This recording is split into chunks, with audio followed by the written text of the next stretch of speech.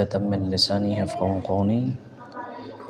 اللهم ارزقنا الصدق في العبودية والإخلاص في العمل. أحييكم جميعا بتحية الإسلام الخالدة، بتحية أهل الجنة، بتحية من عند الله مباركة طيبة. السلام عليكم ورحمة الله وبركاته.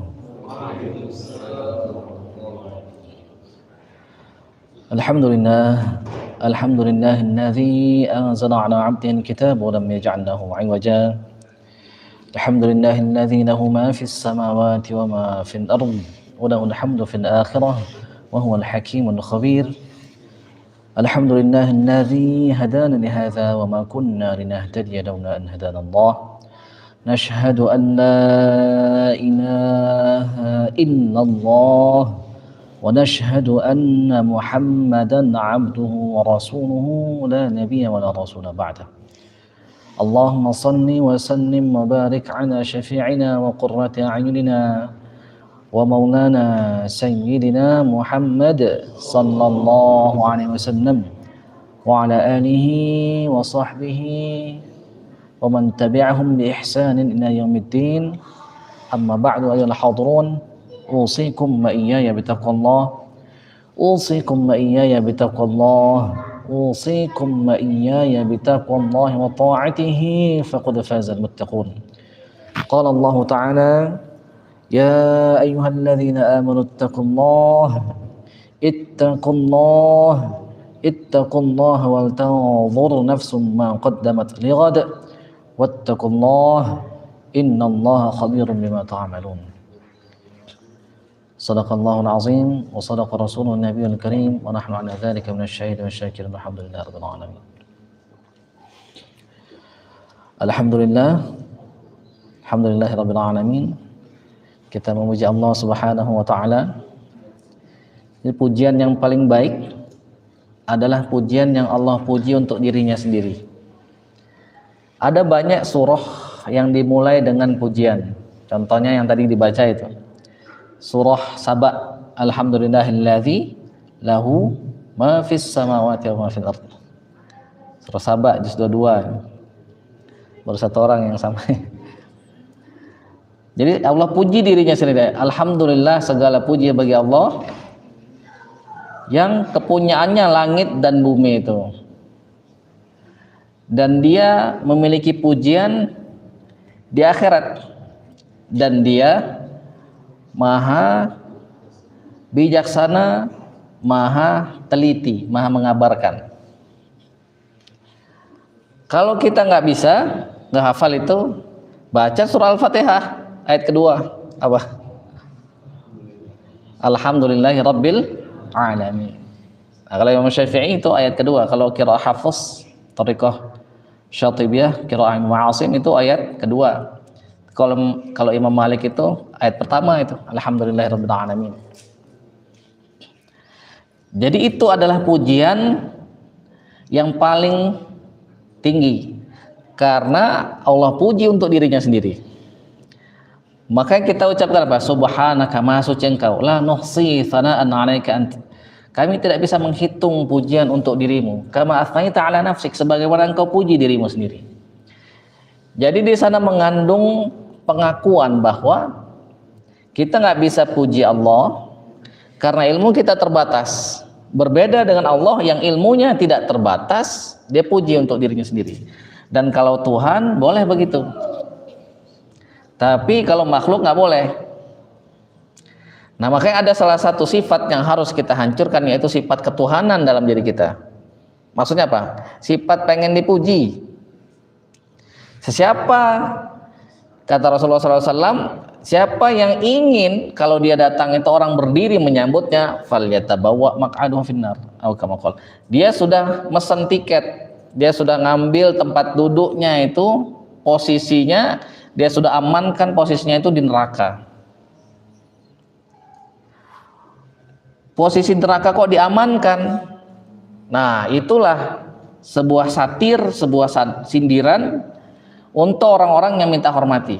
Nah, itu harus dihancurkan sifat itu.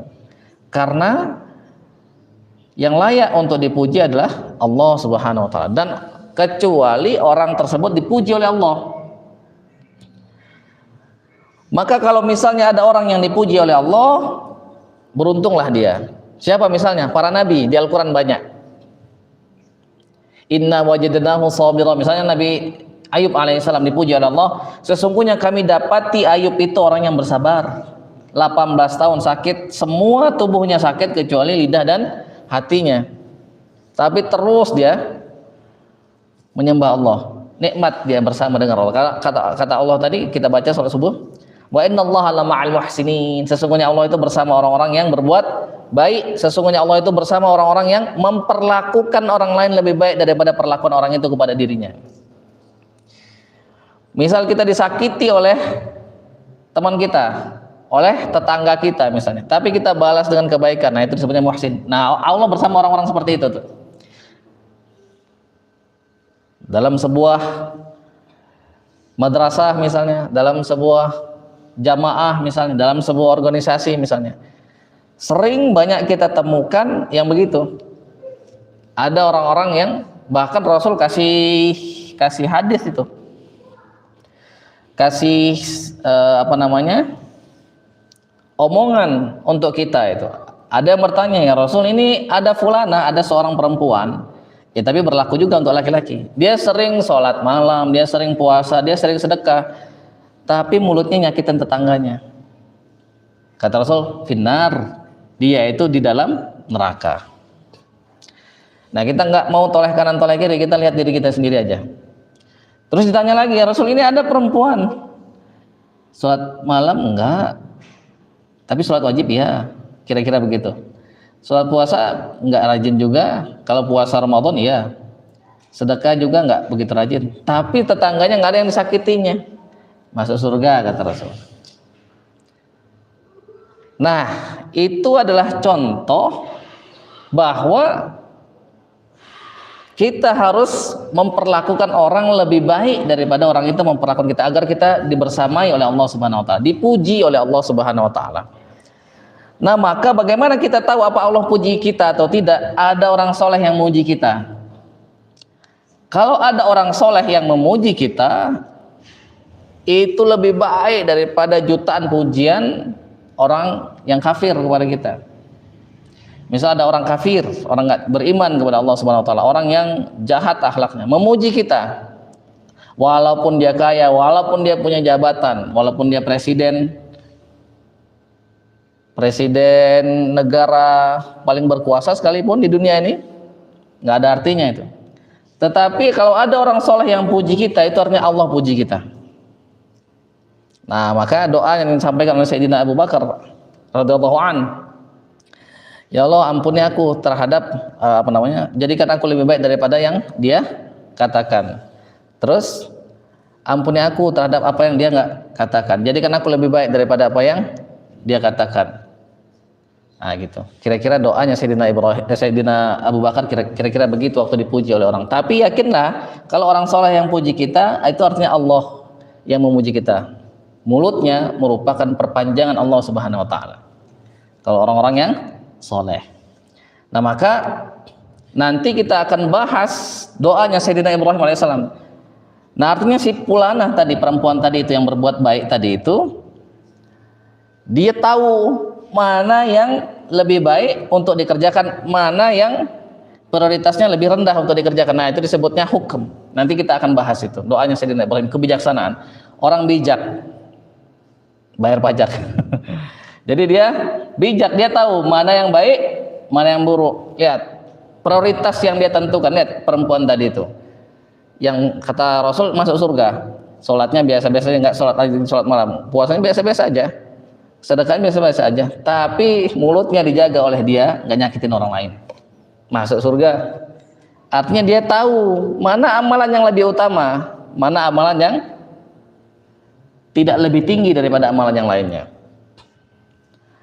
Nah maka balik lagi, hendaknya kita memuji Allah Subhanahu wa taala dengan sebaik-baik pujian, yaitu pujian yang Allah puji untuk dirinya sendiri.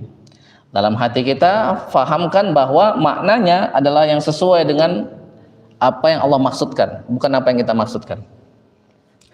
Mari kita bersalawat kepada Sayyidina wa syafi'ina wa habibina wa maulana Muhammad sallallahu alaihi wasallam. Seseorang yang paling banyak dipuji oleh Allah Subhanahu wa taala.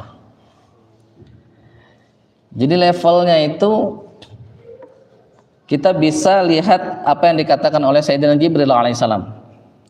Kata Jibril, aku itu diutus oleh Allah ke banyak nabi, banyak rasul. Ada yang mengatakan jumlahnya Allahu alam. Ada yang mengatakan 124.000 nabi rasul, ada yang mengatakan 300 kata Rasul, satu riwayat 313, riwayat yang lain 315, kurang lebih begitu. Jadi hanya Allah yang tahu. Kata Jibril, aku diutus oleh Allah ke nabi-nabi, artinya orang-orang pilihan. Tapi kata Sayyidina Jibril alaihissalam, yang paling ku cintai itu yang ini, Sayyidina wa maulana Muhammad sallallahu alaihi wasallam. Paling dicintai oleh Jibril. Sedangkan Jibril itu adalah dzi quwwatin 'inda dzil 'arsy makin. Dia itu punya kekuatan dan kezat yang memiliki arsy, dia itu punya tempat yang kokoh, punya tempat yang bagus, punya tempat yang baik, punya tempat yang tinggi. Siapa yang ngomong? Allah Subhanahu wa taala. Dzi quwwah. Nih yang kami utus ini orang yang dzi quwwah. Dia punya kekuatan.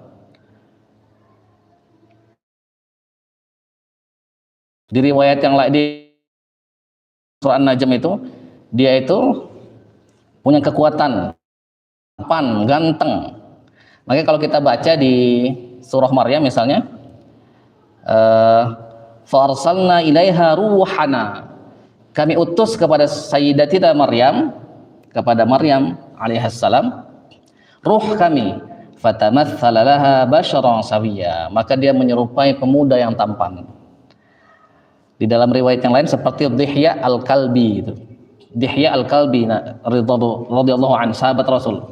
Julukannya itu Yusuf dari Bani Kalbi. Yusufnya Bani Kalbi. Karena Yusuf itu seperti malaikat, jadi tampan sekali. Tapi apa yang dikatakan oleh Maryam? Qalat inni a'udzu birrahmani minka, aku berlindung kepada Ar-Rahman daripadamu. Dia sendirian didatangi oleh pemuda tampan, akhirnya apa? Ya dia juga orang normal, tapi dia berlindung kepada Ar-Rahman. Bukan ngambil kesempatan dalam wah, ini aji mumpung ini. Aji yang paling mujarab, aji mumpung. Nah, mumpung katanya. Nah, maka coba kita lihat kualitas akhwat-akhwat zaman sekarang. Nah, mudah-mudahan kita berdoa dia memiliki percikannya, tetesannya juga kualitas Sayyidatina Maryam alaihissalam. Jadi ganteng, kuat, dan dia punya tempat yang istimewa di sisi yang punya arsy. Nah, yang begitu mengatakan yang paling dia cintai, yang paling dia senangi, artinya yang paling baik itu Sayyidina Muhammad sallallahu alaihi wasallam. Maka ulama-ulama mengatakan pujilah dia dengan sepuji-puji tinggian. Tetapi kalian tidak akan bisa sampai kepada kedudukannya yang sebenarnya asalkan kalian tidak bilang dia Tuhan atau anak Tuhan. Jadi pujian yang setinggi-tingginya di burdah di mana-mana disebut khairul alamin, sebaik-baik alam. Alam itu segala sesuatu selain Allah disebutnya alam. Ini alam juga. Ini alam lantai ini. Masjid ini alam, kita alam, malaikat alam, semuanya alam kecuali Allah Subhanahu wa taala. Dia sebaik-baik alam. Itulah Nabi Muhammad sallallahu alaihi wasallam. Nah, maka rugi kalau misalnya kita nggak punya hubungan sama beliau. Rugi kalau misalnya kita nggak terkoneksi sama beliau. Rugi sekali, karena darinya lah, melaluinya lah Allah Subhanahu wa taala memberikan banyak sekali keistimewaan, keutamaan kepada kita. Banyak sekali. Salah satunya yang kita benar-benar rasakan itu khususnya yang punya bisnis laundry ini. Ah ya, berdua nih. Jadi kalau misalnya zaman dulu kena najis, kena percikan kencing misalnya najis, itu harus dipotong yang kena itu, terus dibuang. Kebayang nggak? Gimana mau ada bisnis laundry itu kalau misalnya begitu? Sekarang ada najis, cuci yang mana? Nggak apa-apa kalau yang kena najisnya aja dicuci. Misalnya ini kena najis, ininya aja yang dicuci. Yang lainnya nggak apa-apa kalau nggak dicuci. Selama masih layak pakai tentunya. Kalau sudah berminggu-minggu ya kasihan juga. Kasihan temennya. Nah, itulah apa namanya keutamaan yang Allah SWT berikan kepada Sayyidina Muhammad SAW. Maka kita enak sekali, kerjanya sedikit, gajinya banyak. Pengen nggak begitu? Idaman itu. Jadi kita bekerja sedikit, gajinya gede. Itulah keutamaan umat Nabi Muhammad SAW. Zaman dulu kerjanya keras, gajinya nggak gede, nggak segede kita. Terus ada yang protes. Di mana keadilan Allah? Kata Allah apa jawabannya? Itu adalah karunia yang Allah berikan kepada sesiapa yang Allah kehendaki. Jadi kalau misalnya ada orang yang bekerja, dia layak dibayar 1 juta, maka dia dibayar 1 juta. Ada orang yang dia bekerja layak dibayar 100 ribu, tapi dibayar 10 juta. Adil nggak itu? Ini apa namanya? Ada yang dizolimi nggak di sana? Nah, lawannya adil itu zolim. Ada hak orang yang diambil. Walaupun dia layak bekerja 100 ribu, dia dibayar 100 ribu, dia dibayar 10 juta, tidak ada hak orang lainnya. Suka misalnya aneh, ini ada yang kerja 100 ribu, ini layak dibayar 100 ribu, aneh kasih misalnya 10 juta. Yang ini dia bekerja layak dibayar 1 juta, aneh bayar 1 juta. Ada nggak hak orang ini yang aneh kurangin? Nah, tidak ada hak orang yang dikurangin. Duit-duit aneh suka-suka dong. Tetapi Allah tidak seperti kita, suka-sukanya berbeda. Suka-sukanya Allah dengan suka-sukanya kita beda. Nah, maka harus kita syukuri itu keutamaannya Nabi Muhammad SAW. Masuk surga nomor 1 coba. Masuk surga nomor 1. Berniat saja mau naik haji dengan ngumpulin sehari misalnya 1000 perak, bukan 1000 emas, 1000 dinar, itu kaya raya itu. 1000 rupiah kita kumpulkan setiap hari, nggak tercukupi juga. Nanti akan ada di catatan kita naik haji. Jadi ada sebuah riwayat, ada orang yang dalam catatannya naik haji. Bertanya dia, loh kenapa ada haji, kan nggak bisa naik haji, kan nggak pernah menunaikan haji. Dikatakan kepadanya, karena engkau mengumpulkan uang setiap hari, berniat untuk naik haji, niatnya sampai. Nah, itulah keutamaannya umat Nabi Muhammad SAW. Maka harus kita syukuri, banyak-banyak berselawat, ikuti semua sunnahnya. Setiap kita melakukan sebuah sunnah sholat, misalnya kita bayangkan, oh ini gara-gara Nabi Muhammad ini, wasilahnya, pengajarannya, asbabnya adalah Nabi Muhammad SAW mengajarkan aku begini, mengajarkan aku berakhlak baik kepada istri, mengajarkan aku berakhlak baik kepada anak, mengajarkan aku untuk membantu sesama Nabi Muhammad SAW. Setiap saat kita kaitkan kebaikan-kebaikan kita dengan Nabi Muhammad SAW, nanti pipanya itu akan tersambung pada Nabi Muhammad, bahkan semakin besar. Semakin besar, semakin besar. Terus bertanya, Ustaz, tapi kok nggak dikasih-kasih ketemu dengan Nabi Muhammad? Nah, itu ilmunya Allah itu. Makanya kita membahas tentang doa. Doa kalau misalnya sesuai dengan rukun, sesuai dengan adabnya, maka dia termasuk ibadah. Selama doa itu belum diijabah, kita dicatat sebagai orang yang beribadah. Makanya para ulama terdahulu doanya telat dikabulkan senangnya berkali-kali. Kalau doanya dikabulkan saat itu juga, senangnya cuma sekali. Karena kalau ditunda, dia masih dicatat sebagai orang yang beribadah. Nah, itulah perbedaan kita dengan orang-orang yang berilmu. Kalau kita tidak dikabul, undung. Kalau orang yang berilmu tidak dikabul, dia justru malah senang. Kenapa? Dicatat sebagai ibadah. Makanya nanti, kemarin ngobrol sama Pak Ahmad, nanti itu orang-orang akan tahu, orang-orang semua akan bijak, semua akan menjadi orang yang bijak, sebijak Luqman Al-Hakim. Ketika dia sudah melihat al-yakin, sudah melihat Izrail alaihissalam, sudah melihat malakul maut, baru dia tahu seharusnya saya begini, seharusnya saya infakkan harta saya, seharusnya saya melakukan ini, seharusnya saya melakukan itu. Makanya banyak di Al-Quran itu. Walladzina kafaru lahum naru jahannam la yuqda 'alaihim fayamutu wa la yukhaffafu 'anhum min 'adzabiha. Orang-orang kafir itu masuk ke dalam neraka. Di neraka itu mereka enggak hidup, mereka juga enggak mati. Lalu kemudian hum yastorikhuna fiha, mereka berteriak-teriak, Rabbana akhrijna na'mal salihan ghairal ladzi kunna na'mal. Ya Allah, keluarkan kami dari neraka. Nanti kami akan beramal amal-amal soleh yang dulu kami tinggalkan. Dan itu bukan cuma satu di Al-Quran, banyak itu. Nah, dia sudah menjadi bijaksana. Itu nanti kita baca ada doanya itu. Belajar dari Sayyidina Ibrahim alaihissalam. Tapi kapan itu terjadi? Pada saat dia melihat keyakinan yang seyakin-yakin, dia melihat kebenaran. Terbuka semua hijab-hijab kebodohan-kebodohan terbuka. Tahu dia ini yang lebih utama, ini yang sekunder, ini yang primer, ini yang sekunder. Tahu dia itu. Oh, seharusnya waktu saya habiskan untuk mengaji, harta saya seharusnya saya habiskan untuk bersedekah, waktu saya seharusnya saya habiskan untuk beribadah, niat saya harusnya saya ikhlaskan untuk Allah Subhanahu wa taala. Tahu dia itu. Tapi kapan? Ada orang yang masih hidup sudah sadar dia itu. Tapi ada yang nanti dia tunggu dulu itu. Tunggu dia masuk kubur, nah baru dia tahu. Oh, seharusnya aku begini, oh seharusnya aku begitu. Oh, seharusnya aku nggak ganggu istri orang. Oh, seharusnya aku nggak curhat-curhatan sama suami orang misalnya. Tahu dia nanti itu. Tapi nggak semuanya tahu pada saat dia hidup. Bahkan ada orang yang paling menderita, sebagaimana riwayat yang sering kita dengar, paling menderita hidupnya itu di dunia ini, susah, menderita, terhina, dicelupkan secelupan kepada surga, diangkat. Kamu pernah nggak menderita? Nggak pernah, kata dia menderita. Orang yang paling bahagia, poya-poya berarti dia kan, pokoknya paling bahagia aja di dunia ini.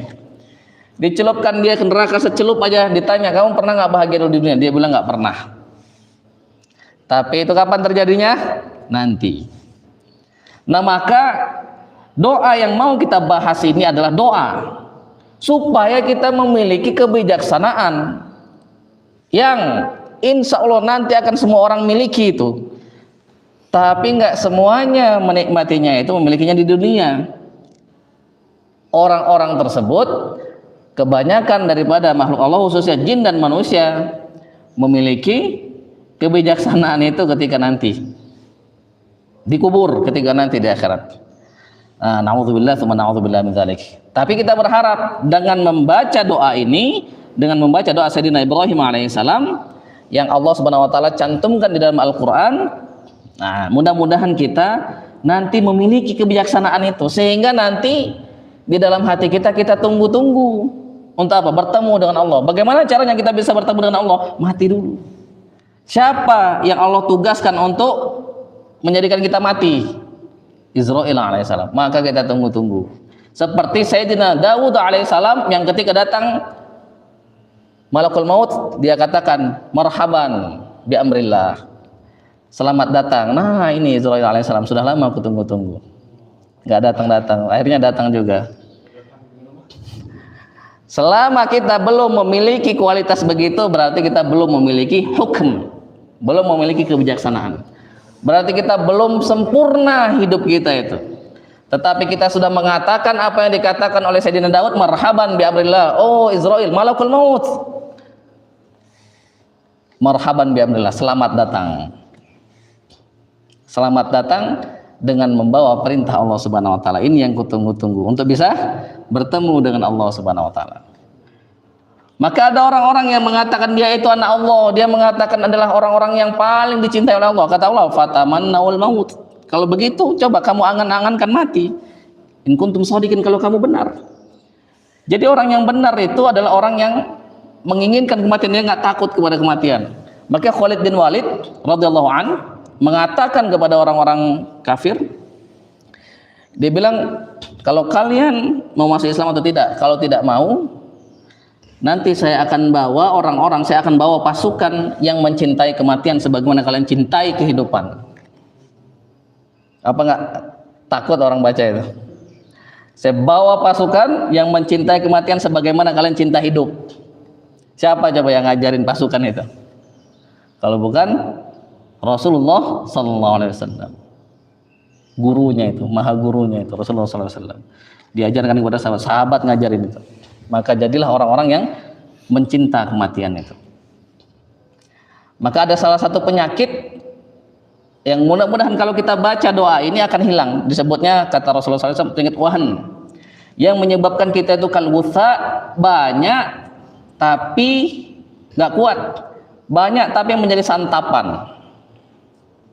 Maka aneh sering bilang sama santri-santri, kalau kita kuat, kita yang nyantap setan itu, dia takut ke kita itu. Tapi kalau kita lemah, dia itu yang nyantap kita. Kita yang dikejar-kejar sama setan itu. Tapi kalau kita kuat, kita yang ngejar-ngejar itu. Jin segala macam itu, setan-setan, santet, apa sihir segala macam itu. Kalau kita kuat, kita yang ngejar dia itu. Tapi kalau kita lemah, iman kita, takut kita kepada Allah itu lemah, takut mati kita, maka kita jadi santapan. Nah, kenapa kita jadi santapan? Kata Rasulullah SAW, apakah ditanya oleh para sahabat, apakah waktu itu jumlah kami sedikit ya Rasulullah? Enggak, bahkan jumlah kalian banyak. Tapi kalian kalgutha seperti buih di lautan, enggak kuat. Kenapa? Penyakitnya itu hubbud dunya wa karahiyatul maut. Cinta kepada dunia dan takut mati. Nah, kita berharap dengan membaca doa Sayyidina Ibrahim alaihissalam ini, mudah-mudahan itu hilang daripada diri kita itu.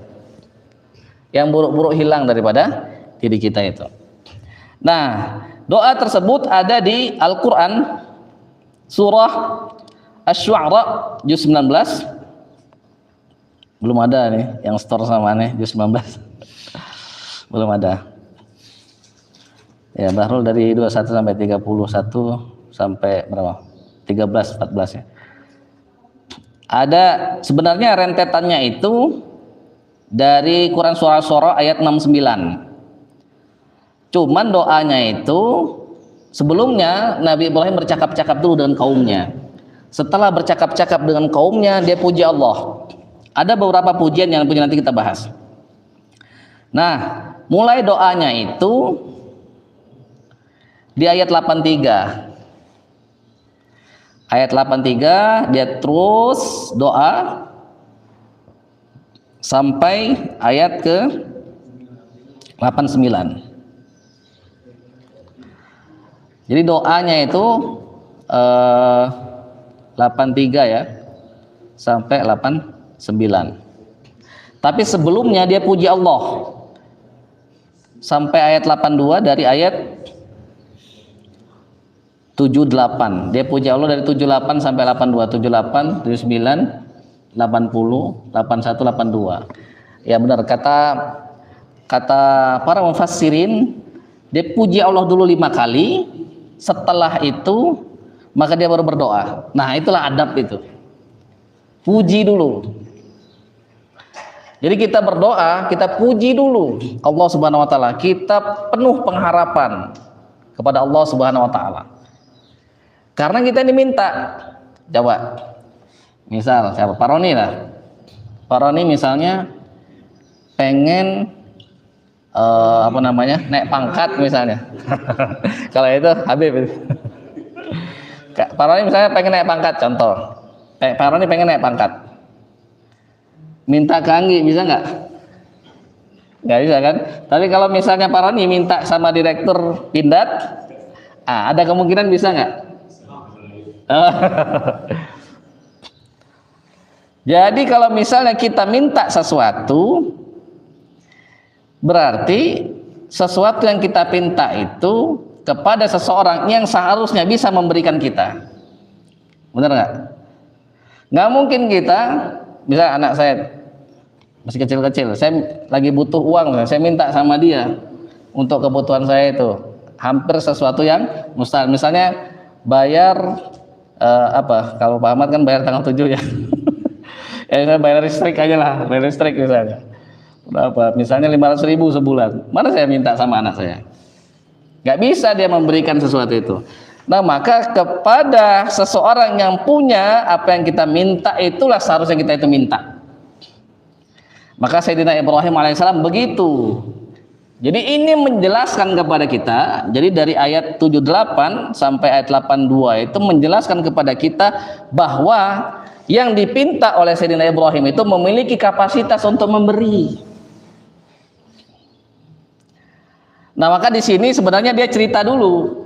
Dia bercakap dulu. Kata Allah, ceritakan kepada mereka, watul alaihim naba Ibrahim. Ceritakan kepada mereka tentang naba itu apa? Kabar yang besar. Jadi bukan seperti khobar, tapi dia kabar yang sangat besar. Jadi kabar tentang Ibrahim ini adalah sebuah kabar yang besar yang harus kita tahu. Lihat, naba itu kalau kita baca di Quran surah Quran juz amma itu maksudnya juz yang dimulai dengan kata amma. Yaitu juz 30 surah An-Naba, lihat, amma yatasaalun. Tentang apa mereka bertanya-tanya? Anin naba'il azim. Mereka bertanya-tanya tentang kabar yang besar, naba. Yaitu apa? Tentang hari kiamat. Nah, ini naba Ibrahim, kabar Ibrahim sama naba juga. Jadi ini bukan naba yang kaleng-kaleng, bukan kabar, bukan informasi yang rendah, tapi besar ini. Maka Allah katakan begitu. Wa tun'anin Nabi Ibrahim. Idz qala liqaumihi ma ta'budun. Kalau di Quran surah Shafat, madza ta'budun. Kalau di sini ma ta'budun ya? Ada tanya enggak? Enggak ada kan? Ada. Tanya enggak ada. Nah, ya. Kalau di Quran surah Shafat, idz qala li abihi wa qaumi madza ta'budun. Kalau di sini enggak ada. Ma ta'budun. Nah, tatkala Ibrahim alaihissalam ngomong kepada bapaknya, kepada kaumnya, jadi bapak ada yang mengatakan di sini pamannya yang bernama Azar, karena bapaknya bernama Tarikh atau Taruh. Apa yang kalian sembah itu? Nah, terus menarik apa yang mereka katakan. Qalu na'budu asnaman fanadhallu laha akifin. Mereka menjawab dengan penuh kebanggaan kalau kata mufassirin itu. Mereka berkata, kami menyembah berhala-berhala dan kami terus-terusan menyembah kepadanya. Jadi akif itu kalau kita lihat di dalam tafsir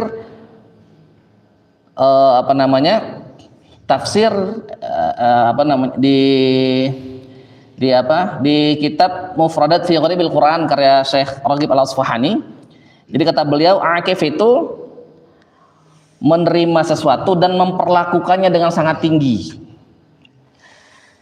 Maka kita misalnya Ramadan, khususnya 10 hari akhir, kita itikaf kita di masjid. Nah, itu satu akal kata itu, akif. Disuruh oleh Allah di Ka'bah itu akifina qaimi wal akifina wa ruk'is sujud. Terima dia dengan penuh hati, agungkan dia. Nah, jadi kaumnya Nabi Ibrahim ini menyembah berhala, tapi dia terima itu dengan penuh pengagungan, dengan penerimaan yang sangat tinggi, sama seperti Bani Israel waktu ditinggal oleh Musa alaihissalam.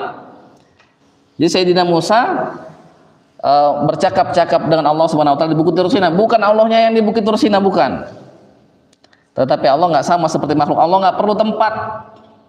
Allah nggak perlu tempat, karena Allah sudah ada sebelum tempat ada. Bagaimana mungkin Allah butuh tempat, sedangkan tempat ada setelah Allah ada. Allah ada sebelum adanya tempat, dan Allah nggak berubah dari dulu sampai kapanpun. Allah nggak berubah. Kalau kita, bahkan Nabi Muhammad SAW itu berubah, semakin hari dia semakin tinggi tingkat kedewasaannya, semakin tinggi akhlaknya, semakin tinggi ilmunya. Bahkan Nabi Muhammad begitu. Kalau Allah nggak berubah-berubah. Nah, maka akhirnya Samiri menyesatkan mereka pakai patung. Kata mereka, dinasihatin oleh Sayyidina Harun alaihissalam, orang yang janggutnya panjang, sebelah hitam sebelah putih.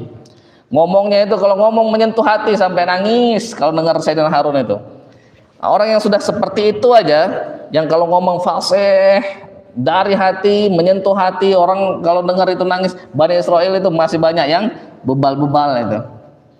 Ane pernah ketemu sama jin Bani Israel itu. Wah, nauzubillah, itu bebalnya luar biasa. Jadi mereka mengatakan apa?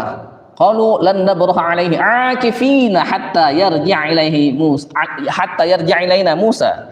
di Quran surah Toha juz 16. Kami terus akan menyembah ini patung sapi betina ini yang dibuat dari emas sampai Musa kembali kepada kami pakai akifin yang sama dengan kaumnya Nabi Ibrahim, pakai akif. Jadi dia terima sesuatu dan dia perlakukan itu sangat tinggi, itu sebutnya akif. Kalau kita baca di kitab tafsir Jalalain, jadi mereka itu menyembah patung-patung mereka itu di siang hari saja, malamnya enggak, tapi dia sembah dengan khusyuk sekali, dengan penuh ketaatan. Lihat jawabannya, qalu na'budu asnam fa nadhallu laha akifin. Kata Nabi Ibrahim, qala hal yanfa'unakum qala hal apa? Qala hal yasma'unakum id tad'un aw yanfa'unakum aw yadurrun. Gitu ya. Apakah mereka itu mendengar kalau kalian berdoa? Apakah mereka itu kasih manfaat? Apakah mereka itu kasih mudarat kepada kalian?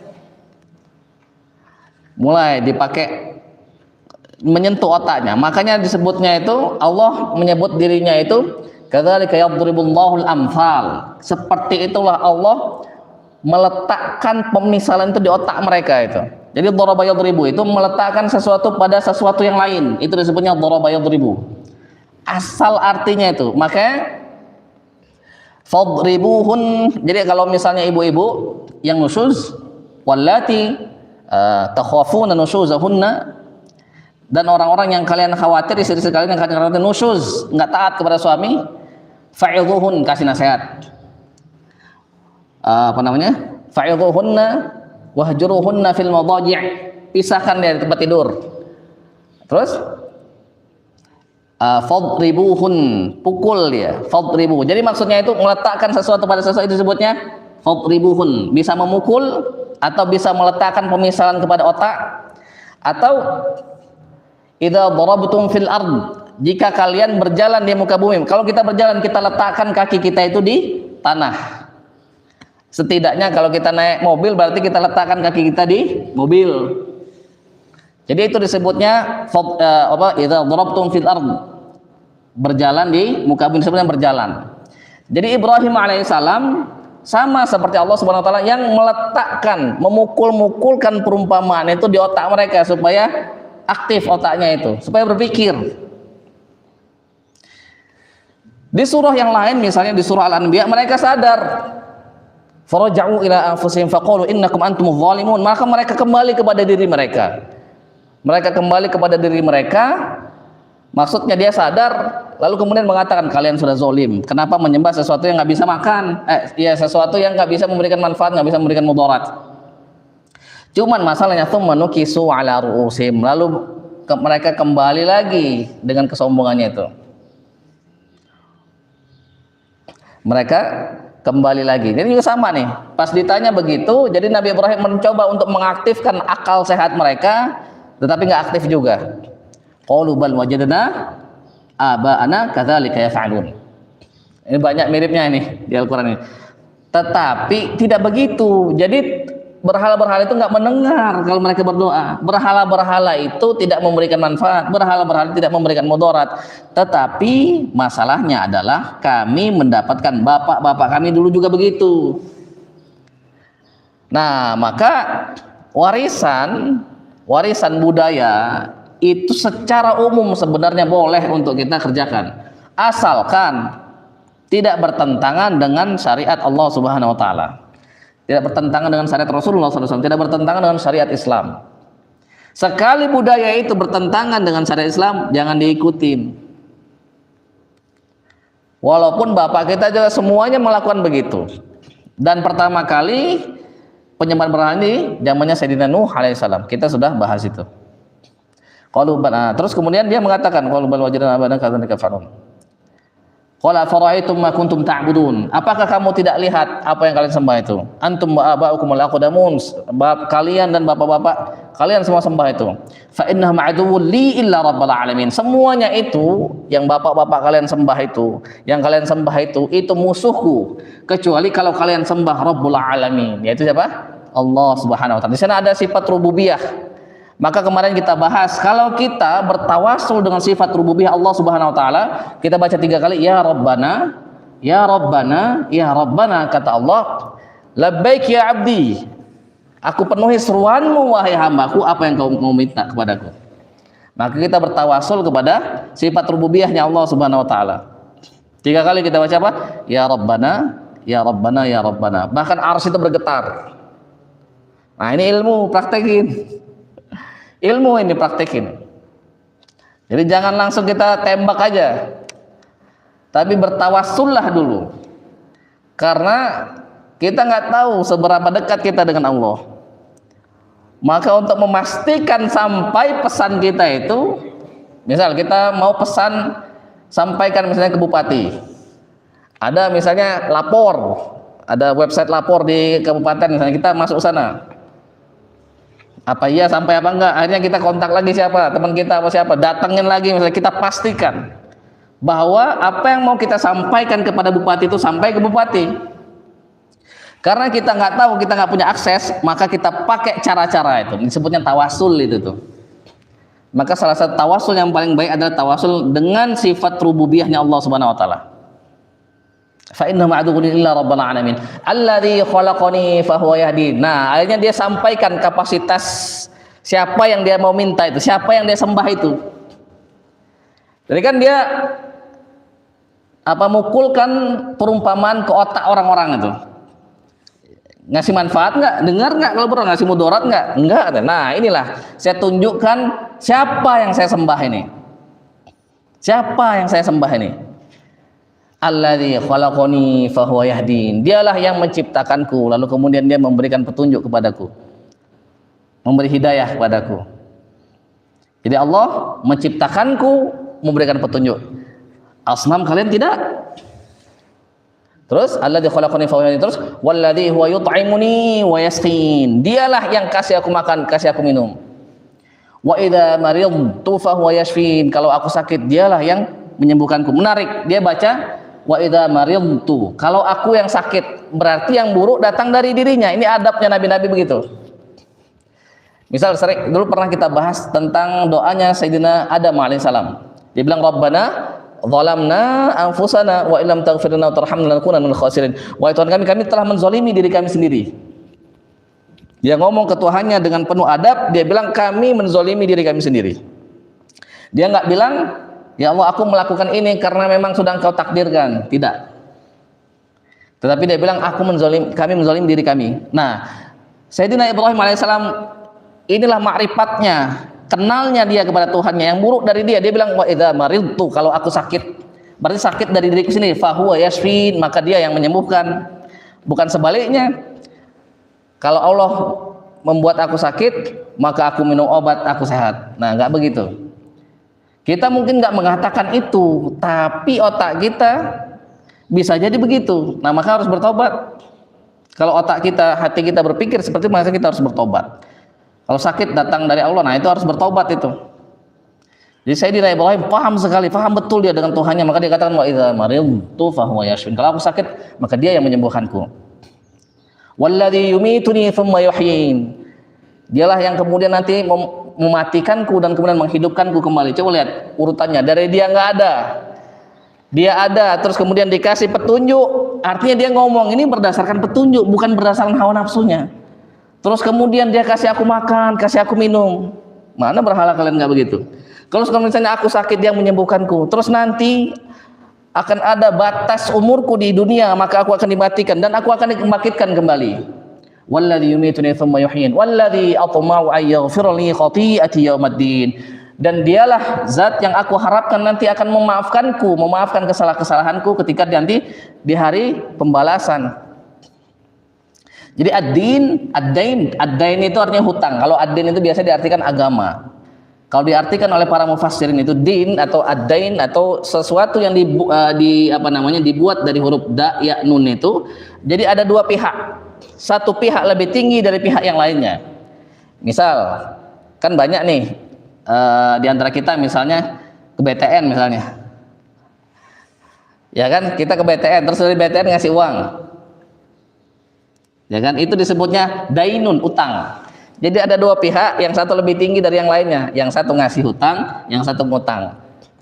Nah, kalau ini yaumuddin, itu hari pembalasan, nanti ada Allah. yang menjadi pihak yang lebih tinggi, ada kita yang nanti itu akan dihukumi. Lihat Nabi Ibrahim, sudah dijamin masuk surga, dapat julukan Khalilullah, disampaikan oleh malaikat. Waktu dia pulang melihat ada orang di rumahnya, siapa engkau yang masuk rumah tanpa seizin pemiliknya? Kata orang itu, aku masuk rumah dengan izin pemiliknya. Siapa pemilik rumah itu? Allah Subhanahu wa taala. Siapa orang itu? Malaikat. Sama seperti malakul maut, kalau nggak salah malakul maut itu yang diutus. Jadi ada malaikat, aneh rada lupa detailnya malaikat, kalau nggak salah malakul maut. Jadi malakul maut itu malaikat makhluk yang tidak bisa dibatasi, nggak bisa dia itu dihalangi oleh benteng, nggak bisa. Kalau kita berada di benteng yang kuat lagi kokoh, dimanapun kita berada mati-mati. Sama seperti kisahnya ada orang di zaman Nabi Sulaiman. Ingat ya kisahnya? Terus dia ngeliatin ada orang yang mau perhatikan dia. Jadi dulu merhatikan dia terus dia takut akhirnya kan. Dan dia bilang sama Nabi Sulaiman, tolong perintahkan angin untuk meniupkanku jauh supaya nggak ketemu sama orang itu, karena saya takut diliatin terus oleh orang itu. Tiba-tiba sampailah dia di satu tempat. Pas itu ada lagi orang itu. Ternyata dia adalah malakul maut, Israil alaihissalam. Ternyata saya bingung, kenapa kamu ada di sini padahal sebentar lagi mati. Sebentar lagi saya bertugas mencabut nyawamu. Ternyata dia bilang ke Sulaiman alaihissalam, tolong tiupkan angin. Jadi jauh dari orang itu, ternyata masih dikejar juga sama malakul maut itu. Nah, makanya oh begini caranya. Maka benarlah sesuai dengan surat tugasnya itu. Nyambut dia di mana gitu. Jadi dia bingung malakul maut itu. Jadi kalau malakul maut dimanapun kita, masih kita nggak akan bisa untuk berhindar daripada dia. Terus kata malaikat tersebut, engkau adalah malaikat. Ya, aku diutus oleh Allah SWT untuk menyampaikan bahwa Allah sudah menjadikan Khalil. Allah sudah menjadikan Khalil. Khalil itu kekasih. Jadi Habib itu gini, kekasih juga. Tapi Habib itu kata ulama, Habib itu al-mahbub. Al-mahbub itu orang yang dicintai. Jadi kalau misalnya kita bilang Habibina Rasulullah, kekasih kami Rasulullah, berarti kita itu siap melakukan apa saja untuk kekasih kita. Itu sebenarnya Habib. Siap melakukan apa aja untuk membelanya, untuk menjaga kehormatannya, untuk melakukan apa yang dia perintahkan, disebutnya Habib. Kalau Khalil itu kata ulama itu kekasih yang dia itu suka terhadap apa aja yang dilakukan oleh kekasihnya. Kalau kita kekasih, ya kekasih aja. Nah, itu bedanya. Jadi kalau misalnya orang Khalil, berarti gini, dia itu punya seseorang yang dia suka, apapun yang dilakukan oleh orang ini dia suka, disebutnya Khalil. Kata Ibrahim alaihissalam, Sayyidina Ibrahim alaihissalam mengatakan, bapak kita Ibrahim alaihissalam, siapa orang itu? Akan aku jadikan teman dimanapun dia, kalau jauh akan kudatangi. Kata malaikat itu, orang itu adalah engkau, wahai Ibrahim alaihissalam. Jadi Nabi Ibrahim alaihissalam dijadikan oleh Khalil, dia nggak kira bahwa dialah orang tersebut. Terus walaupun dia sudah dijadikan kekasih, dijadikan Khalil, artinya semua yang dilakukan oleh Ibrahim alaihissalam Allah suka. Dia bilang apa? Aku pengen sekali, atma itu, jadi dia pengen sekali, pengennya itu pengen banget, pengennya itu pengen pisan, pengen sekali Allah mengampuni dia nanti di hari pembalasan. Coba lihat, ini contoh yang kita perlu tiru, yang dilakukan oleh para nabi, Nabi Ibrahim, Nabi Yusuf. Dia nggak duga bahwa dia itu akan husnul khotimah, enggak. Lihat Nabi Yusuf doanya, Fatiras samawati wal ardh anta waliyyi fid dunya wal akhirah tawaffani muslima, wafatkan aku muslim. Tapi sebelumnya dia puji dulu Allah. Fatiras samawati wal ardh, yang menciptakan langit dan bumi. Anta waliyyi fid dunya wal akhirah, engkau adalah pelindungku di dunia dan akhirat. Wafatkan aku sebagai seorang Islam. Artinya apa? Dia tidak duga dia itu husnul khotimah. Nah, coba kita baru kita mulai rajin sholat 5 waktu, baru kita mulai ngafal Quran aja sudah merasa bahwa kita adalah ahlul jannah. Coba janganlah ngeri kita dibanding dengan nabi-nabi ini. Nah, setelah dia puji Allah Subhanahu wa taala 5 pujian, maka kita masuk satu aja doanya. Nanti lanjutnya kita bahas karena ada banyak doanya itu. Dia bilang apa? Rabbi habli hukman wa alhiqni bis-shalihin. Nah, inilah doa kebijaksanaannya Nabi Ibrahim. Di Quran surah Asy-Syu'ara ayat 83. Rabbi habli hukma. Ya Allah, ya Tuhanku, berikan aku hukum, kebijaksanaan. Wa alhiqni bis-shalihin.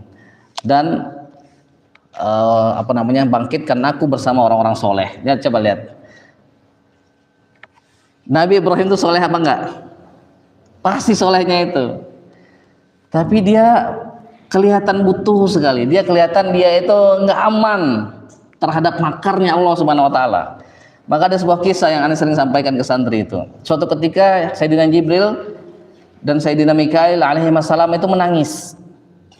Ditanya oleh Allah, padahal Allah Maha tahu, kenapa kalian menangis?